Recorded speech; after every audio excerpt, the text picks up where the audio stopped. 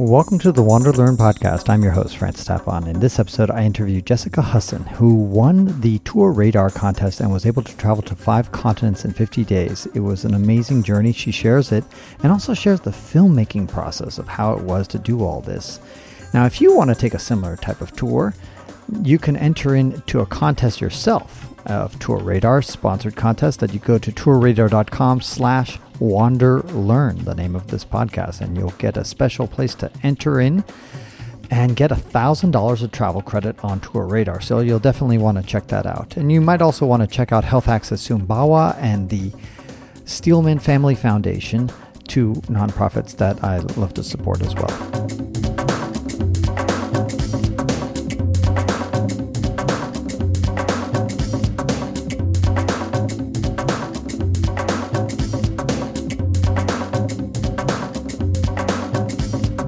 You won this amazing trip on TourRadar. Tell us a little bit about that whole experience. You know, it's interesting because I don't usually enter contests because I have a very scientific father and he's always explaining ratios and the likelihood of winning things, right? Right. And so, you know, my mom saw that there was this contest on TV and she told me that I should apply. And I was kind of at a transition point in my life. And so I applied, and who'd have thought, but I won. Myself and another stranger got to travel to 5 different continents, not just countries, but continents around the world, going on 5 different intrepid tours in 50 days. So it was like a continual tour around the world, and it was the most amazing experience I've ever had. Now, you weren't a travel newbie either. So No. give us a little, because I saw your it was about a 60-second video or so that you did for them to kind of like get them to pick you. And it was a great video. Thank you. Tell us a little bit about your travel experience right beforehand.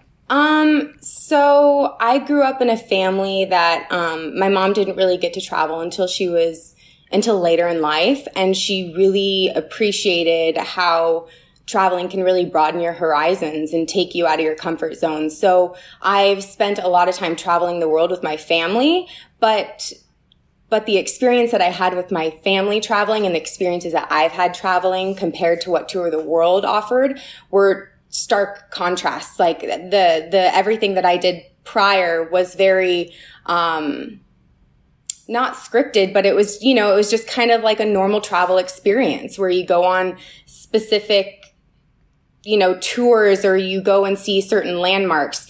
What we did with TourRadar and Intrepid was like really adventuring. For the first time in my life, I really went on an adventure. So it was pretty amazing, especially because I didn't know what we were doing from one day to the next. I didn't get like a full itinerary. I knew which places we were generically going to for vaccination purposes and a packing list, but I had no idea what we were going to be getting into. And that's fascinating because a lot of people might think the opposite. They might think, wow, if you're going to actually take a tour, a normal tour, you think that's conventional. And yet for you, it actually stretched your travel limits, if you will. Is that because your family was taking even, pretty, normal vacations? They said, okay, let's go to Yosemite. Let's go to see the Grand Canyon or whatever. Well, you know what's interesting is I grew up with a older sibling who has Down syndrome, and so we weren't really the family that goes and camps or goes and hikes. We didn't do that many outdoor adventure type stuff because my brother has limitations physically. So it was more conventional, just because of specific reasons like that. Not because we didn't want to, but that was just my experience growing up. So I got to see a lot of things, but in a very, very, very different way than I did with TourRadar and Tour of the World. Right. And tell us a little bit about the experience of being behind the camera. So for those who haven't seen the series yet, it's a fantastic series, and it really pisses me off that this well-produced series gets far less views than some stupid cat video on YouTube. It drives me crazy because you guys put a lot, you in doing some of this stuff, but the post-production was phenomenal. The aerial shots, everything, just a ton of work. and yet, some guy does a cat video and gets more views. So I wish more people would actually have seen the thing, and it's of course available online at TourRadar.com. But go ahead and tell us about the experience about being behind a camera and having that whole thing being shot and videoed. Yeah, it's unlike anything I've ever done before. I had never really been on camera like I was with Tour the World. It's almost as if it gets to a point where you don't even realize that the cameras are there, because our crew is so professional, and they were just so meticulous with how they saw shots and how how they planned things. I mean, the agility of these camera crew and how they are literally scaling mountains with so much equipment on their back. It's just so, I'm trying to get up this mountain and having a hard time breathing just with myself. I can't imagine having to run up ahead of everybody so you can set up for a shot and then take everything down once we're past and then move on to the next. It's just, it's very respectable, like everything that they do, and just so professionally. Do you have a new respect for reality shows, or do you look at reality shows on television kind of like with a new lens? Absolutely. Yeah. Especially because there were so many moments that my friends would watch in the series and they'd be like, "Oh my gosh, did you guys set that up?" And I said, "No, there's no way we could have set something like that up." It's just crazy to me how natural everything was, and how professionally they documented and captured every single moment. It does really make me appreciate the production of works like this and just the experiences themselves. Yeah. That's interesting, because a lot of people will make the claim that reality shows are not reality because it's all doctored up and it's all just conflicts are manufactured and that kind of stuff. Now, maybe it could be the ethics of the film crew. Maybe this film crew that you had was truly, let's be a fly on the wall, and other reality TV shows are like, let's kind of spice this up by making all sorts of apparent conflict when there is none. Yeah, I mean, the thing is with travel, there are so many hiccups.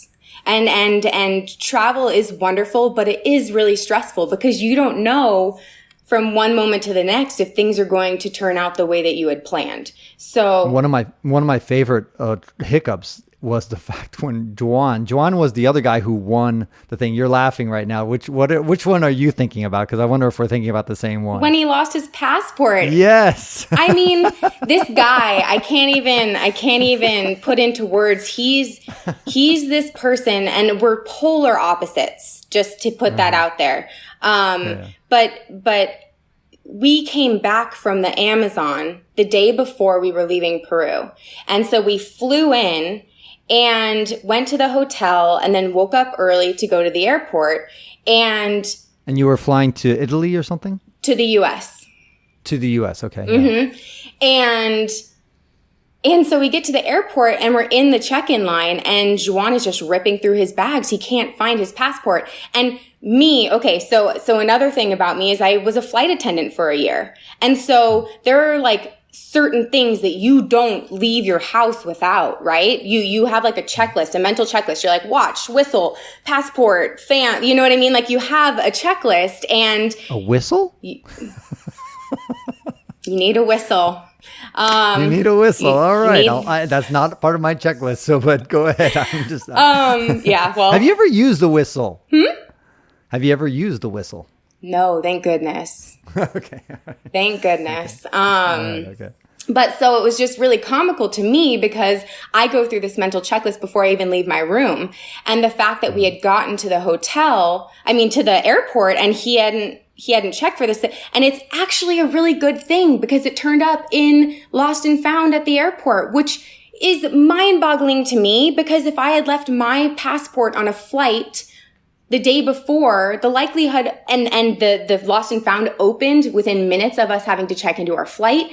I mean, everything just in the universe aligned for Joan. And I was just like mind blown, literally, that this guy has luck like no one else. It's just amazing.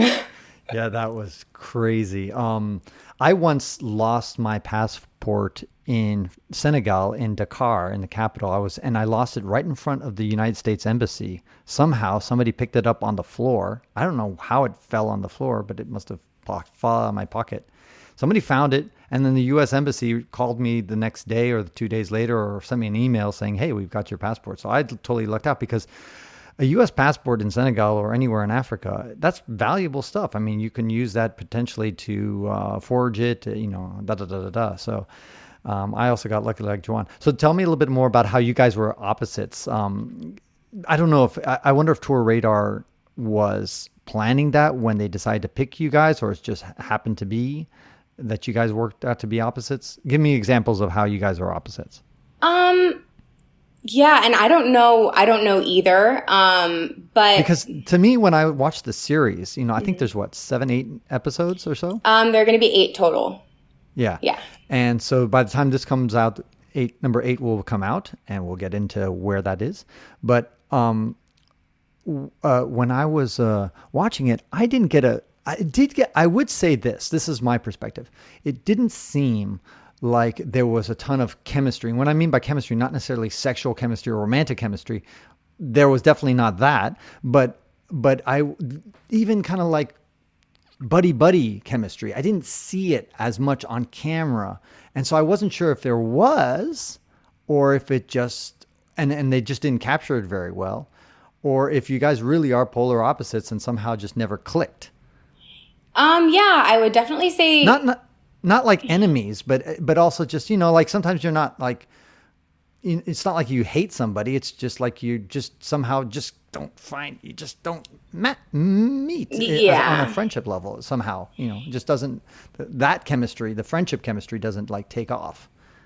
Yeah. And, that is very true. Joan and I are just very different people. I was raised in a way where I had to be very responsible from a really young age. Having a sibling with a disability, I'm very hyper aware of my surroundings. I'm very, considerate of the space that I occupy and the people that I share that space with.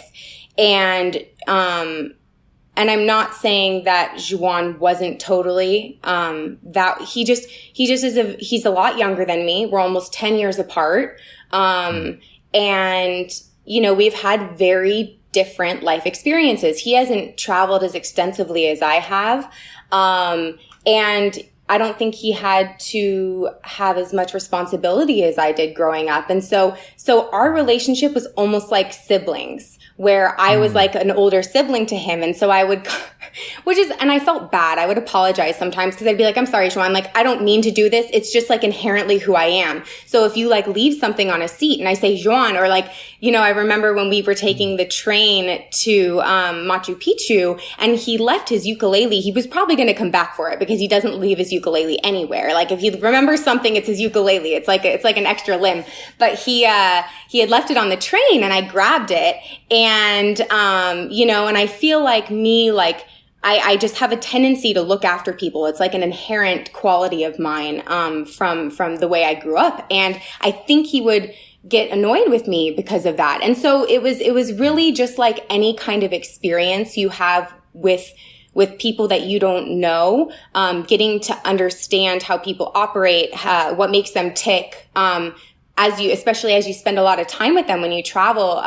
It's really a process, and you learn to really appreciate, people and their differences, and how you can really learn a lot from people who aren't like you. Even though you wouldn't necessarily choose to go do something with them, we learned so much from each other. And I think that we really appreciated each other at the end. And when you do, speaking about choosing people and who you travel with, when you go with TourRadar, there's only a limited or no choice of who you go with, unless you purposefully book the tour with your buddies, known people, because otherwise there's no way to say like, "Hey, I only want to go with women," or "I only want to go with men," or "I only want to go with people from China," or, in other words, you have no control over who goes on that tour, correct? Yes. But I think that's what's so beautiful about the experience is that, I feel like there's so many misconceptions about group tours and, and it can be really frustrating, especially if you're like a solo traveler and you go to cities where there are these giant herds of people following a colored umbrella or a flag, and they occupy a lot of space, and it kind of takes away from the beauty of a place and the experience you have of, really immersing yourself in a culture. So I feel like there are a lot of misconceptions, but like, small group touring, especially with a lot of the partners that TourRadar has, like Intrepid, it's a very intimate experience. And I don't think that if you decide that you want to sign up, there are so many options on their site, by the way. I mean, there are 40,000 different tours, and there are different specifications that you can look at when booking a tour, whether it's the length or what type of travel or what type of accommodations. Just in those sort of choices, you eliminate people that you might not want to be to be going through these travel experiences with.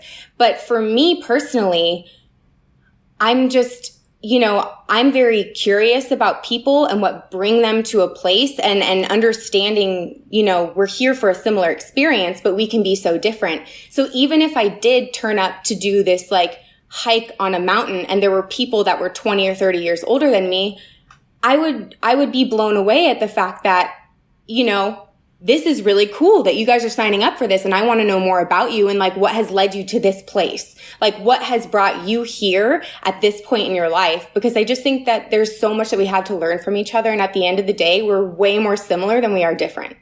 So right. I think very well said.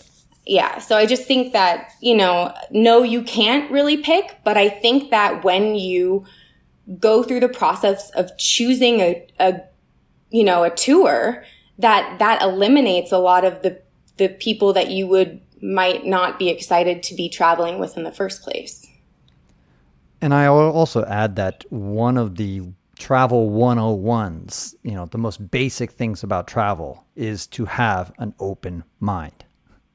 And that not just open mind to other cultures that you're going to be going to, open mind to the other foods, to other places, habits, rules, regulations, but also your travel partners and the people traveling around you. Whether you're on a tour or not, there's probably going to be other travelers around you in most places, unless you're going to Burkina Faso. So, in general, you're going to have people around you, and you have to be open that not everybody's going to have your values, your way of thinking, etc. Yeah, absolutely. I think that one of the biggest lessons that I really walked away with is when you go into an experience with an expectation. Now, mind you, I didn't know what I was getting into. So having expectations wasn't something that was going to benefit me, because when people have expectations, very specific expectations about a place or a culture or a food or anything about an experience that they're going to have, they're really just setting themselves up for a disappointment because nobody else has that expectation but them. So, it's not only about leading with an open mind, but an open heart, and like really being willing to, get familiar with and be empathetic with other people and learn about other cultures and experiences. And, that's what traveling's all about. True. Now, Joan, I love how you described your relationship with him as a sibling. I mean, because now that you said it that way, I'm like, yes, that's exactly what I saw on screen. Couldn't really pinpoint the words to describe what I was watching. I was like, they're like, definitely not romantic, zero of that. I could see that, but it's like, but they don't hate each other, but they're not like buddies and like siblings. That's it. That's what they are. People like you hang out with, and you have some good moments, but sometimes you're like, I need some space away or something like that. Mm-hmm. What was some other hidden moments off camera? Because one of the things that, I've done a lot of filming out when I've traveled, trying to capture my thing. And one thing is for sure is that there's way more experiences off camera than on camera, just because they're trying to squeeze how many days were you in Italy, for example? I think it was less than 10. Right. So 10 days in Italy, and the episode was 45 minutes long? I don't think any of the episodes are really more than 20 minutes. Okay, 20 minutes. Okay, fine, even more. Yeah. Okay, so you've got, 10 days, so that's 240 hours. Okay, but you're sleeping some of those hours. But anyway, and then you got to squeeze that all in far less than an hour. So obviously there's a lot more shit going off of screen than on screen. So give us some of the nuggets of things that we missed, that were funny moments, production challenges, etc., that come to mind. Okay. I think you even have a list of all the things that I mean, I kind of do, just because there's so much that happened and I don't want to forget anything. But let's start in Peru. I think some of our best nights were when... Sorry, Peru, for the audience members, was your first destination. Yeah. So what's interesting is I didn't even meet Joan. I didn't know anything about Joan until I was on camera meeting him in the first episode. Us like giving each other a hug and having this little conversation was like literally the first times we had ever seen each other, heard of each other, knew each other's names, anything. So it was really... Wow. So you didn't even know if it was going to be a man or a woman? Nope. Wow. Yeah. Like going in with no expectations is really the way to go. Sure.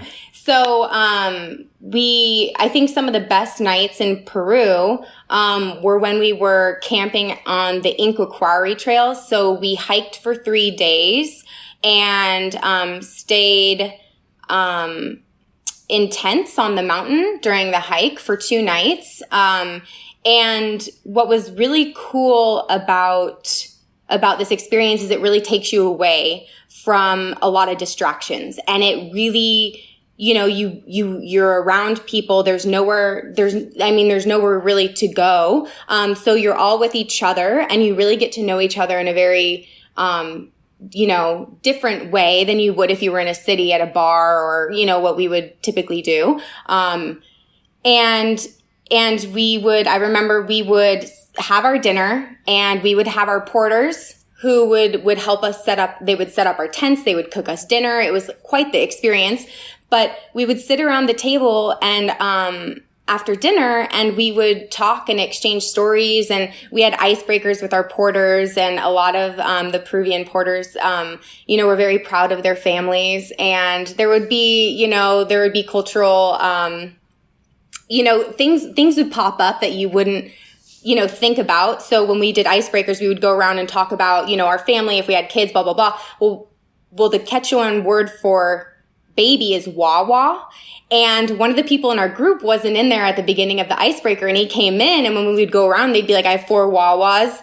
He would think that they were talking about chihuahuas. And for the whole trip, and it was this running joke because we would laugh so hard. He's like, I just don't understand. Like, I don't even see very many chihuahuas here. And it was just so funny because we would go around and he'd be like, I have no wawas. And so it was funny. And then that, other things came up from that. We realized that, it's interesting because technology came about and it was supposed to really bring us, together as people and make the world a smaller place. And it did in a lot of ways. And one of the guys, after he was talking about his kids, started singing, he was telling us about Baby Shark. And we're like, oh my gosh, this is crazy. We were on a mountain in Peru. A shark wawa? No, a baby. You don't know what baby? A shark wawa. Wawa shark, yeah. Wawa shark. So it was just funny because who would have thought that people in such a remote, different place on the planet would know what Baby Shark is. And the next thing you know, Joan has his ukulele out, and we're all doing Baby Shark, and we're doing all the. It was just really comical because technology has a way of bringing us together in a way that we aren't really aware of. And that was a really cool moment. We laughed about it for the rest of the trip, and we would always break out in song. So that was really funny. Let me just do a quick plug for TourRadar. TourRadar is giving away $1,000 of travel credits to people who go to WanderLearn.com, my website, WanderLearn.com/TourRadar, and you can enter a chance to win $1,000 of travel credits. So that's pretty cool. So in your case, you didn't get to spend your travel credits. They decided to spend your travel credits, Jessica. Tell us a little bit more about some of your off camera funny thing. So I was in Peru. You probably had things that happened to you in Italy, or you went to the United States. By the way, you haven't even mentioned the 5 continents that you hit. Yeah. So you went to Africa. Yeah. So first we went to South America. We went to Peru, and we spent our whole time in Peru, but we didn't just stay in one place. We started by the coast in Lima, went up to Cusco, then did the Inca Quarry Trail, Machu Picchu, and then flew to the Amazon. So we covered a lot of ground in Peru and saw so much. It was really cool. We were there for almost 2 weeks. Then we went to the US and did a road trip from New York all the way down to New Orleans. And, went through Tennessee, hit Memphis and Nashville. Super cool. Had never been to those places.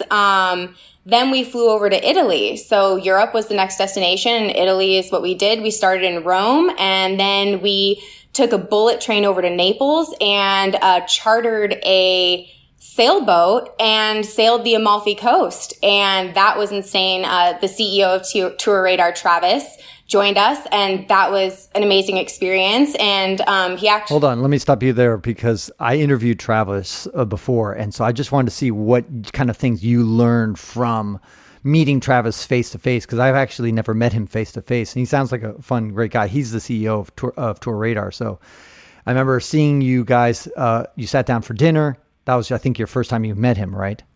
Yeah. So then tell us a little bit about Travis. I mean, because of course Travis is not going to have time to listen to this podcast, so we can say all sorts of terrible things about him.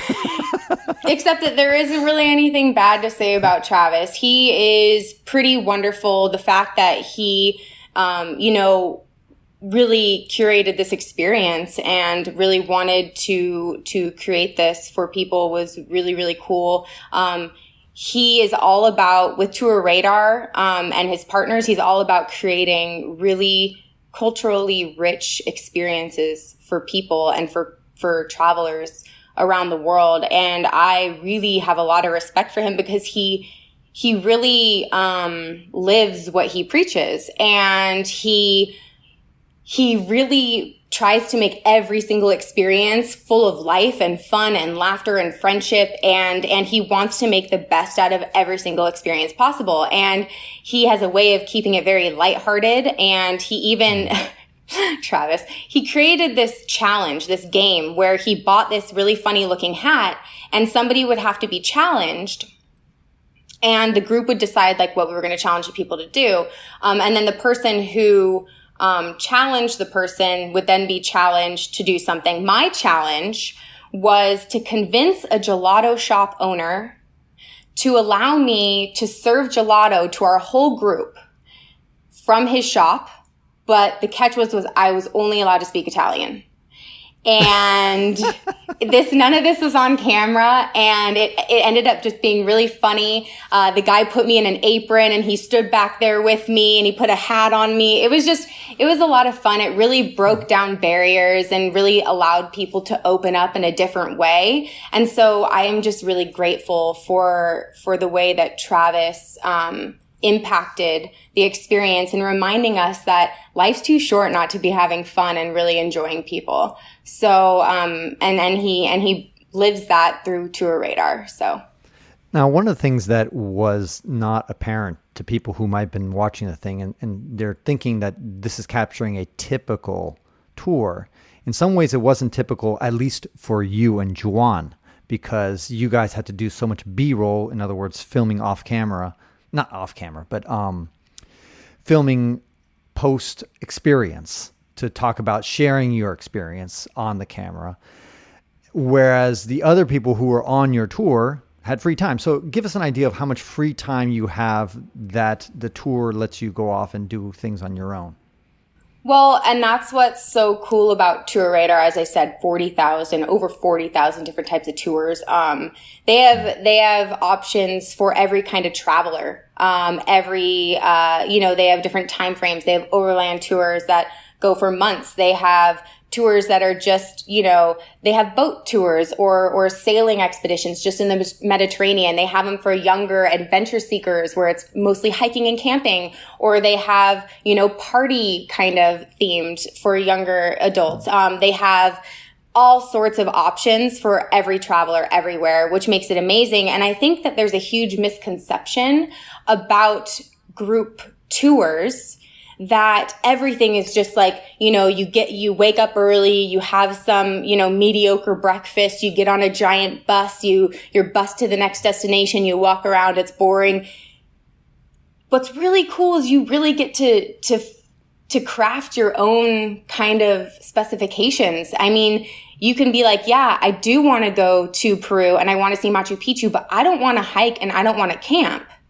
They have those options. And if you don't want to take a bus, they have private transportation. So the options are endless. And what's actually, it's interesting because one of the ways that they actually show that in the video is that there's a point where you can actually pick. For those who haven't seen it on their website, on TourRadar's website, you can actually say, hey, do you want to follow Jessica, who's going to be going, to Sardinia, or I can't remember where you went, climb some mountain, or you want to go see some village or something like that. And so you can actually pick.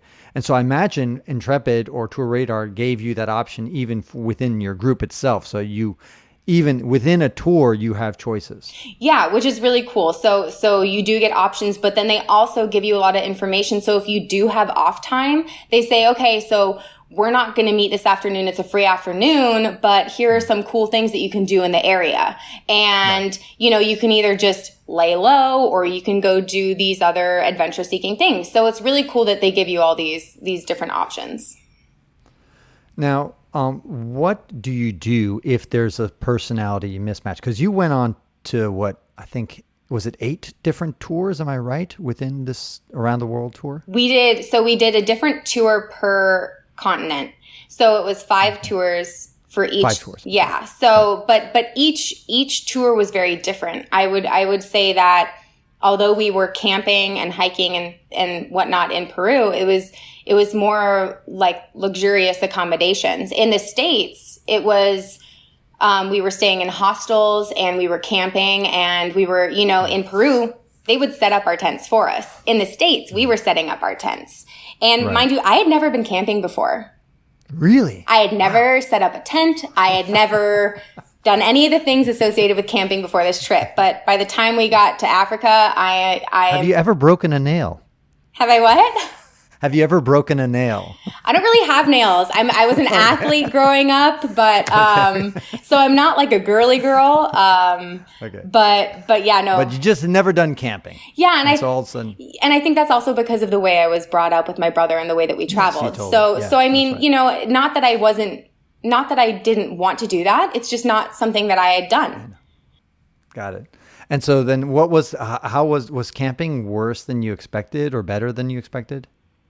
It was a lot easier than I expected. And it was really, there are so many things that I thought that I couldn't do that I realized through this experience and through our sponsors that like I not only can do, but I can do well. And I really like it. So there's nothing like sleeping in the Okavango Delta amongst hippos and elephants. Like that is cool. It is cool. And I also, by the way, here's a quick tip for anybody who's watching, listening, is that if you have trouble sleeping outside, the easiest solution is to just have a very stimulating, intense day, physically intense or whatever, because then you're going to be so exhausted by the end of the day, you're just going to bonk out and you can sleep anywhere. So that's one way to if you have trouble camping, you haven't worked hard enough during that day, or at least stimulated enough, I think. I don't know if you had that same experience yourself when you did your camping. Oh yeah. I mean, we had such jam-packed days that I slept better. I got to a point where I can sleep anywhere. It doesn't matter where I am. If I'm tired, I will be asleep. And I think that's just because you're just exhausted from doing all this stuff. What did you learn about yourself? Because one thing I believe is that travel transforms you. And the more you travel and the more exotic places you travel, the more you push yourself and go to new places, the more it's going to transform you. What did Jessica before the travel, and how is she after this travel? What's changed? Gosh, so much, but still trying to navigate how to really understand all the changes, because the world we live in is very intense, and and there are lots of distractions, and there's constantly things happening all the time. So it's the reason I like travel is because you really are living in the moment. And so I would say that we tend to be put in a box and are kind of told what we should do, what we shouldn't do, how we should live our lives, what we think is right. And traveling really broadens those horizons. And I didn't know that I would like camping, or that I was capable of climbing a mountain without training, to over 14,000 feet above, sea level. Like these that was things. in Peru. Yeah, these things were difficult for me, but it really changed the way that I want to travel. I don't really enjoy mediocre, not adventurous, pushing the limits, being uncomfortable. We really grow when we're uncomfortable, when we're comfortable and we're around people that we get along with, and we don't have to question things, and we don't have to, sit in a seat where we're like, you just are constantly expanding, when you are questioned, and you're questioning things, and you're trying to understand, the way that life is, and bigger than the reality that you live in at home. So, I'd just say that I believe in myself a lot more, that there's a lot more that I want to see. There's a lot more that I want to try. In terms of after tour the world, I just definitely broaden my horizons in terms of what I want to do. So if you won this contest for $1,000 of travel credits, how would you spend that $1,000? Again, go to WanderLearn.com/TourRadar to enter to win that contest. But if you won it, where would you go? Or what would you do? I would go to Vietnam. Vietnam, okay. And now, wait, hold on. Where did you go in? I'm blanking out on where you went in the Asian continent. God. We are last leg of the journey after. Oh, Thailand. Okay, we're giving it away. Yes. Yeah. No, I mean. But it's not giving it away because right now we're recording this right before it gets released. But by the time this airs, you will have revealed the final episode, which is in Thailand. And yes, so you went to Thailand, and now all of a sudden you talk a little bit about, since I haven't seen it yet, but go ahead and talk a little bit about that episode, and then later tell us about why you want to go to Vietnam.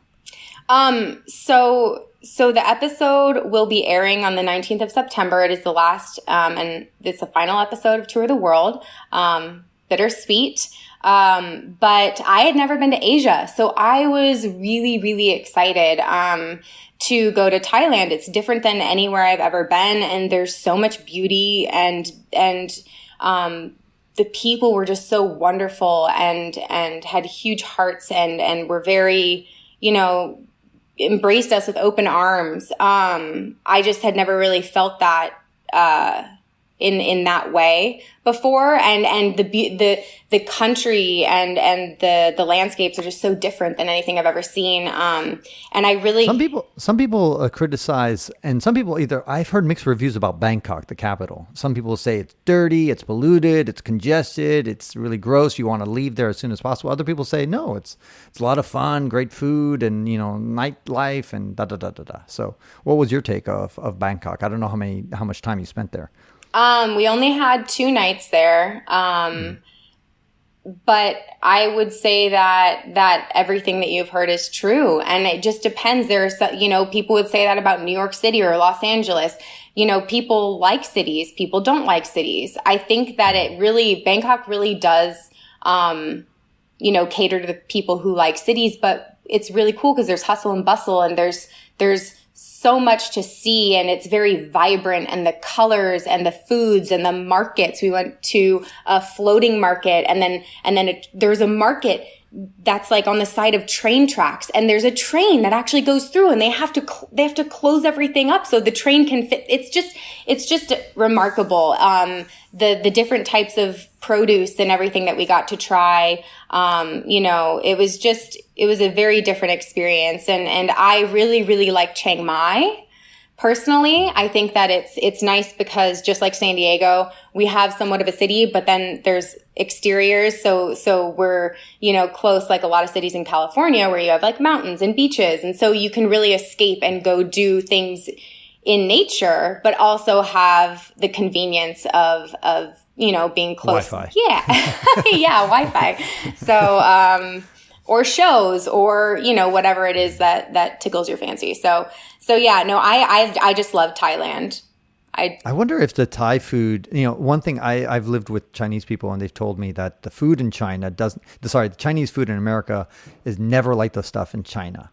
And so I haven't been to China yet. So I imagine if the Thai people probably say the same thing, like, no. So did you notice a big difference between the Thai food in Thailand versus the Thai food in America? I mean, obviously it depends on the restaurant, but. I mean, yes and no. What was really, really cool about our Thailand trip is it was actually like a foodie cultural trip. So we took cooking lessons from locals and went to the market with them and learned how to pick out produce and made our own curry paste with pestle and mortars. And it was just, I don't think that, we had a woman, Noi, who was amazing. And she's just an amazing woman. And she just says, you can't say no to things, and you can't decide if you like something if you're not willing to try it. You have to try things. You have to be open-minded about things before you decide that you don't like it. And she, gave us, at least one 5-hour-long cooking class. And it was just really, it made me appreciate food, especially curry, so much more. And you can really taste every single ingredient when you know how to make it. It just makes you appreciate it so much more. And I mean, it's very different because we actually made it there, with locals. So I think that, yes, it's, you can't really get that because there's so much love and time and energy that goes into the meal that you make there as opposed to getting it at a restaurant here. Why Vietnam? I just think that it's different than anywhere I've been thus far. And if there's one thing I learned about traveling, it's that I want to take myself out of my comfort zone and really immerse myself in experience. So I want to go and learn how to ride a motorcycle and just really check out the country. Okay, so that will be on the list. Yeah. How was the ending when you had to say goodbye to everybody and say goodbye to Joan, your brother, my little bro, your little bro, and probably was the film crew always changing, or were there some people who were always with you? There were 5 of us. We called ourselves the Big Five, including you and Joan. Yeah. Yes. Okay, so there's 3 camera-related film production people. Yeah, so there was the creative producer, and he had 2 film guys, and then it was me and Joan, and so it was me and 4 men the whole trip. Right. So that was the constant. So I was definitely like a mother hen the whole time, whether they liked it or not, whether I liked it or not, but... So how was it saying goodbye to these guys and your harem of men? I know. It was a little sad. It was very bittersweet, but we learned so much from each other and really got to know each other and appreciate each other in a way that we didn't think on the first day. So, I think that there are relationships and friendships that we made that will last a long time. And yeah, just grateful. What travel advice would you give to people regarding, they're thinking about their next trip? It seems to me one theme that you hit on a few times, Jessica, has been this idea of like pushing your limits, getting out of your comfort zone. So it sounds like that would be one thing that you would say, okay, in your next travel event, whether you use TourRadar or not, just push your limits a little bit. Is that right? Yeah, I would say, growth happens when you are uncomfortable.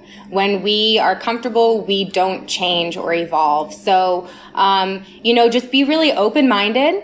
Try not to have very many expectations, because we can be pleasantly surprised, when you don't have your heart set on something. And like I said, expectations just end up disappointing yourself. I think that one of the biggest things I learned is to lead with kindness, because you will clash with people, and you just got to roll with the punches, because whether it's in a workplace, whether it's on a tour, whether it's at a restaurant or a group of friends, there are people that you don't exactly get along with.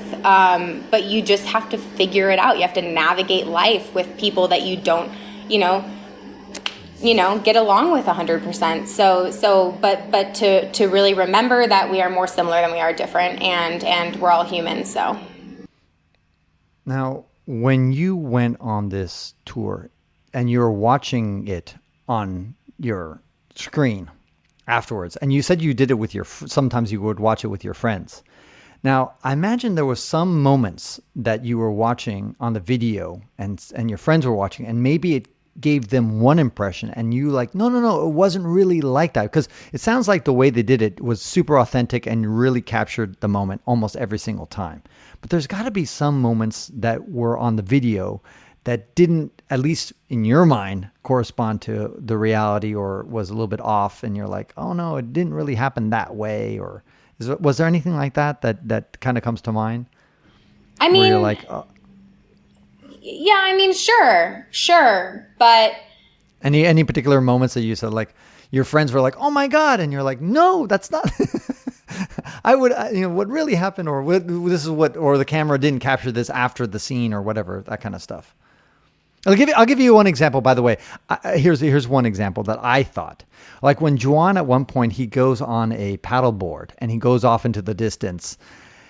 And to me, I was watching that, and I thought that the video was like making it look more scary than it was. I was like, come on, he's not that far, and he's just like that. And then the whole video is like, oh my God, he's gonna go off to France. He's off into this. I'm like, he's not that far. He was far. He was far. So that's the point. So you guys really were as worried as it was, because to me it didn't look like he was that bad. I was like, okay, well, there he is. He's within sight. It was far. I mean, like, he was within sight, but he was like getting to the horizon. And the thing is, his winds had picked up and they were pushing him away, and he didn't realize how far that he actually was, because he hadn't turned around to look at us. I see. So, and he had never been on a paddleboard, so he didn't know what he was doing. But Joan is like all about trying things, right? And which is one thing I guess you have in common with him, brother and sister. We do, but we do it in a very different way. How's that? Sorry, can I interrupt for a second? Please. Can you hear me all right? Perfectly well. Okay, perfect. Okay. We have people outside with a blower, so it's like right there. Okay. Yes. Joan and I both really like trying new things, and everybody has their own way of communicating with people and connecting with others. And I have a level of empathy that is just very, very pronounced because of my experience growing up with my brother. And Joan is a musician, and he wants to sit around and play music and connect with people through music. And I want to, understand what makes people tick. I want to hear their personal stories. So I share a lot of very personal things, and people tend to open up to me because that's just how I operate. Right. And we both operate like that, but we're very different. So it was really cool because it really, we really balanced each other and kind of played off of each other in a good way. Our humor was very different. Everything about it ended up being really good, even though sometimes we really frustrated the hell out of each other. Like, don't get me wrong. And there were moments where I'd be like, Joan, like, I just feel like I'm trying so hard to be your friend here, and that, like, you just aren't really putting, you're not. And he's like, Jess, it's okay. Like, we just get along with, I just have an easier time, getting along with some people than I do others. And that's just how it is. And I'm like, you know what, you're right. We just have to just take what we got and appreciate, the little moments and everything. So, I learned a lot from him. I remember the one telling moment was when Travis is sitting, I think, on a boat in Italy, and he's telling you guys, hey, we have an option you can take a travel partner on the next segment. And then both of you were like, yes, I'll take a travel partner. So to me, that was like a telling sign that was like, okay, these guys, are not, because in theory, let's say if you guys had clicked super well, like insanely well, then you would have said, you know what? We enjoy ourselves so much we don't need another person. But you guys were both like, yes, I'm ready to have a break from my sibling. Well, I think yes, and I think more so me than Joan, because I didn't have a woman with me on the majority of, we did have women on the tours, and thank God for them. Just because sometimes women feel very misunderstood by men, and it's a very high tension, high stress. We have a lot of deadlines. There's a lot of things that we have to cover, a lot of things we have to film, and there's only so much time, and you have to film things on point, and an opportunity can pass in a second, whether it's about lighting or an animal being in a certain spot, whatever the case may be. You have to really capitalize on every single moment when you're filming. And so it can be high stress, high tension. And so I really wanted, a female, to companion. Yeah. Companion, to bounce off ideas, to bounce off feelings. Yeah. I just really needed someone in my corner. And so I got to invite my best friend, Madison. And what's also really cool about that is what you were referring to earlier, like, were there things that happened on camera or, things that were going on tour that people didn't really understand because they weren't there. And so having somebody and watching the episode with Madison of us being in Africa together was so cool. Like that was just so cool. So I mean, yeah, that Travis, and TourRadar, the way that they surprised me with that, I was blown away. So excited. Couple of last questions before we wrap up. Well, one was, what was of the 5 continents and the 5 tours, which one stood out as number one? You've probably been asked this or thought about this before. Yeah, so that's the number one question I've gotten. And yeah, sure. The thing is I was almost going to not ask it, but I was like, fuck it. There's some people around. You can't really compare them. And I think that I had been to 2 of the destinations before, and it's the 3 that I had been to Italy, and obviously the States. But you had not been to Tennessee. No, I hadn't. But we started in New York and DC and a lot of, so I mean, it's just the familiarity of the culture, I think, as well. There's a different culture in New Orleans than there is in California, but we all speak the same language. It's just, so I think that there were different things from the different tours that I went on in Peru, Africa, and Thailand. So we went to South Africa, Botswana, and Zimbabwe. Most of our time was spent in Botswana.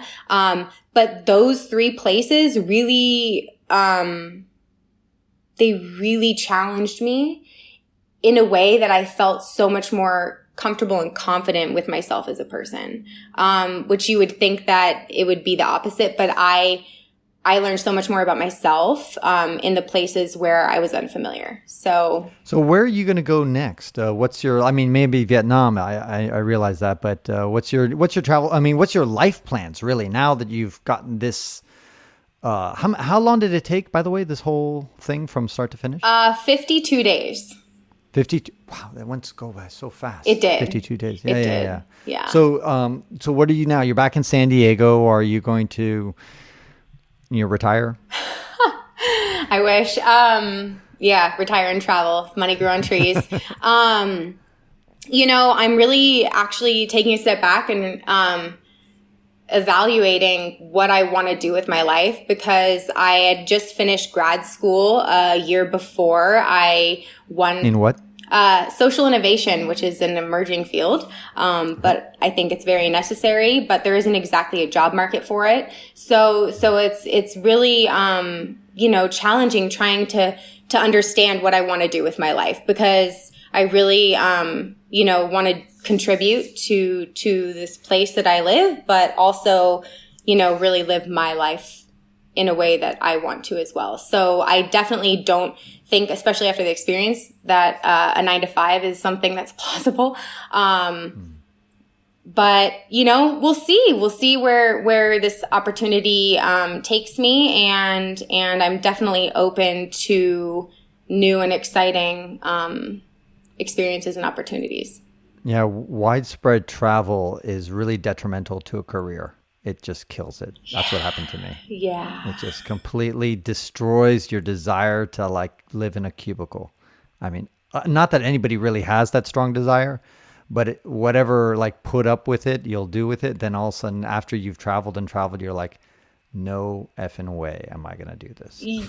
Yeah. For the rest of my life, yeah, or at least for 20 years or anything. God. Yeah, it seems so monotonous and you're going through the steps of being miserable with a lot of other people. I think that there's so much more to appreciate in life, and just because you have a blue collar job or a white collar job doesn't define you. And I think that, what people do with their experiences in their life goes beyond what you do for a living. So, I just think that it's definitely made me step back and think about my next steps.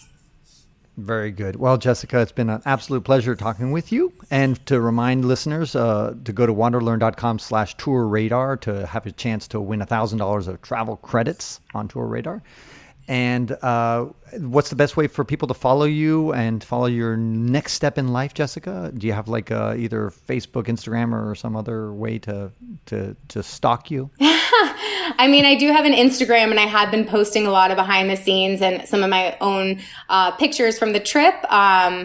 You can just type in Jessica Husson, or Jess_KUH is my username, Jessica. Okay.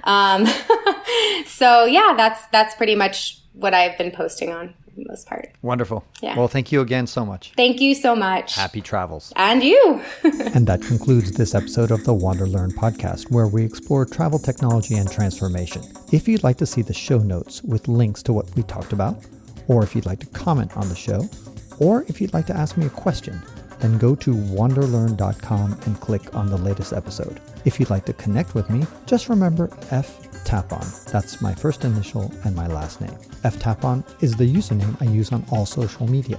You can also get to my website by going to ftapon.com. Here's one last reason to remember Tapon. If you like what I do and want to get rewarded for supporting my projects, then go to patreon.com/ yep, you guessed it, ftapon. That's where you can pick up some sweet rewards for as little as $1 a month. And remember, subscribing to the WanderLearn podcast helps, but downloading each episode helps even more. Please share the podcast, review it, and sign up for my newsletter at WanderLearn.com. This show was edited by Rejoice Tapon.